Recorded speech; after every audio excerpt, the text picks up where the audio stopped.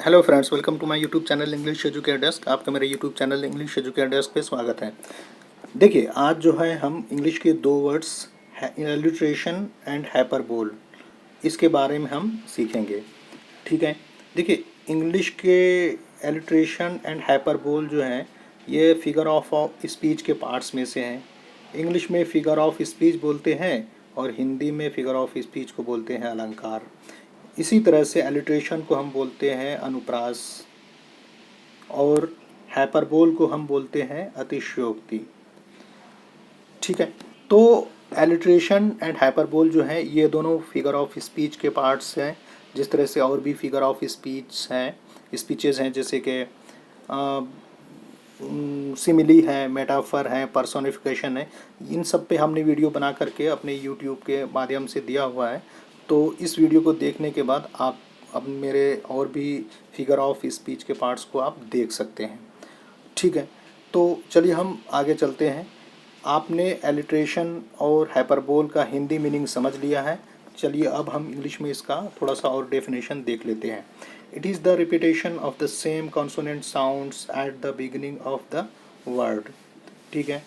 इसी तरह से दूसरा है कि repetition of the same consonant sounds with in a phrase, sentence और पोएट्री लाइन। देखिए, इसका मतलब ये हुआ कि सेम कॉन्सोनेंट साउंड्स को का जो है रिपीटेशन होना किसी वर्ड के स्टार्टिंग में, उसी को हम एलिट्रेशन बोलते हैं। और याद रहे कि सेम कॉन्सोनेंट साउंड्स एक से ज़्यादा वर्ड के लेटर में रिपीट हो रहा हो। ठीक है। चाहे वो कोई सेंटेंस हो, चाहे वो कोई फ्रेज़ हो या पोएट्री लाइन हो। ठीक है। तो ये एग्जांपल हम देख लेते हैं कि Kishore's cat keeps catching a cold.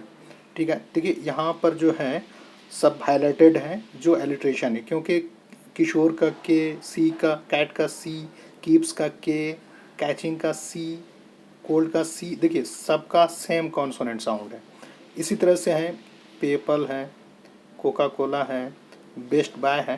तो ये सब भी जो है आपका एलिट्रेशन में आएगा, क्योंकि एक वर्ड से ज़्यादा वर्ड में के लेटर में पहले लेटर में रिपीटेशन आ रहा है। ठीक है। इसी तरह से looks like lions love liking dessert. तो ये भी जो है देखिए हाईलाइटेड है। एल का वर्ड का सब पहला लेटर एल है, तो ये सब एलिट्रेशन में कहलाएगा। ठीक है। तो ये एलिट्रेशन वाले सेंटेंसेस हैं। इसी तरह से अब चलते हैं हाइपरबोल की तरफ। देखिए, हाइपरबोल जो होता है, हम किसी भी सेंटेंस को हम बढ़ा के या घटा करके जब हम बात करते हैं, तो उसी को हम बोलते हैं अतिशयोक्ति, मतलब हाइपरबोल। ठीक है। अब देखिए, इसको हम इंग्लिश में थोड़ा सा समझ लेते हैं। It is a way of speaking और writing that makes something sound better, more exciting, dangerous etc। ठीक है। इसका मतलब ये हुआ कि ये एक तरीक़ा होता है लिखने या बोलने का। ठीक है। जो कि जब हम लिखने और बोलने के तरीक़े में जब हम एक्साइटमेंट और किसी डेंजरस चीज़ों का हम जिक्र करते हैं, तो उसी को हम हाइपरबोल बोलते हैं। ठीक है। दूसरा है कि it is a purposeful exaggeration और ओवर स्टेटमेंट। मतलब ये जानबूझ करके इसमें हम और ओवर स्टेटमेंट करते हैं, या किसी चीज़ को बढ़ा करके या घटा करके बोलते हैं। तो ये भी आपको समझ में आ गया। ठीक है।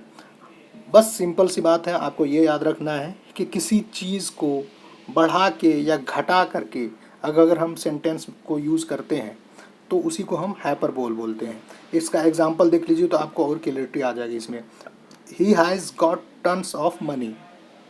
देखिए, रुपया जो है गिना जाता है, कहीं भी जेब में रख करके बहुतों रुपया आ जाएगा, लेकिन कोई तौलता नहीं है जो कि टन्स में आए।